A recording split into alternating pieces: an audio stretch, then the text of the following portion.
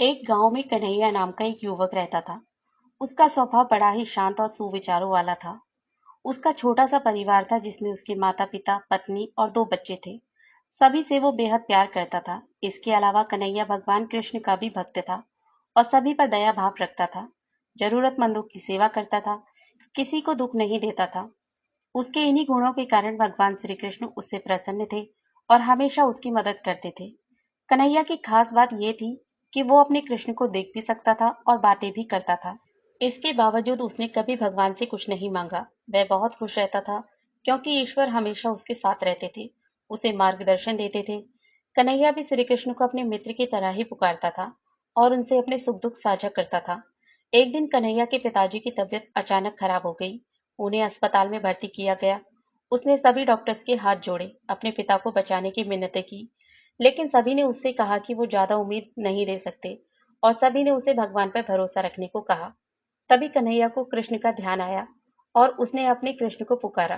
कृष्ण दौड़े चले आए। कन्हैया ने कहा, मित्र, तुम तो भगवान हो, मेरे पिता को बचा लो। श्री कृष्ण ने कहा, मित्र, ये मेरे हाथों में नहीं है। अगर मृत्यु का समय होगा तो मृत्यु होना तय है। इस पर कन्हैया नाराज हो गया और कृष्ण से लड़ने लगा। गुस्से में उन्हें कोसने लगा। भगवान ने भी उसे बहुत समझाया पर उसने एक ना सुनी। तब भगवान श्री कृष्ण ने उससे कहा, मित्र, मैं तुम्हारी मदद कर सकता हूँ, लेकिन इसके लिए तुम्हें एक कार्य करना होगा। कन्हैया ने तुरंत पूछा, कैसा कार्य? कृष्ण ने कहा, तुम्हें किसी एक घर से मुट्ठी भर ज्वार लानी होगी और ध्यान रखना होगा कि उस परिवार में कभी किसी की मृत्यु ना हुई हो। कन्हैया झट से हाँ बोलकर एक मुट्ठी ज्वार की तलाश में निकल गया। उसने कई दरवाजे खटखटाए।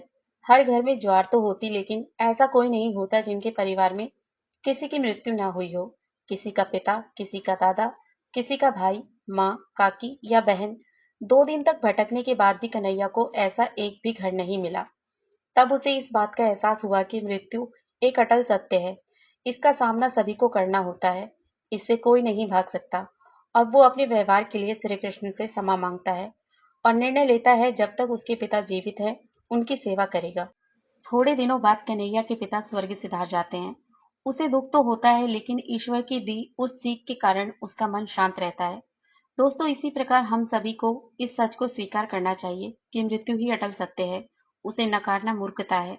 दुख तो होता है, लेकिन उसमें फंस जाना गलत है, क्योंकि केवल आप ही उस दुख से पीड़ित नहीं हैं, अपितु संपूर्ण मानव जाति उस दुख से रूबरू होती ही है। ऐसे सच को स्वीकार कर आगे बढ़ना ही जीवन है। कई बार हम अपने किसी खास के चले जाने से इतने बेबस हो जाते हैं कि सामने खड़ा जीवन और उससे जुड़े लोग हमें दिखाई ही नहीं पड़ते। ऐसे अंधकार से निकलना मुश्किल हो जाता है। जो मनुष्य मृत्यु के सत्य को स्वीकार लेता है, उसका जीवन भार विहीन हो जाता है और उसे कभी कोई कष्ट नहीं तोड़ सकता। वो जीवन के हर क्षेत्र में आगे बढ़ जाता है। दोस्तों, आपको ये कहानी कैसी लगी हमें कमेंट करके जरूर बताएं।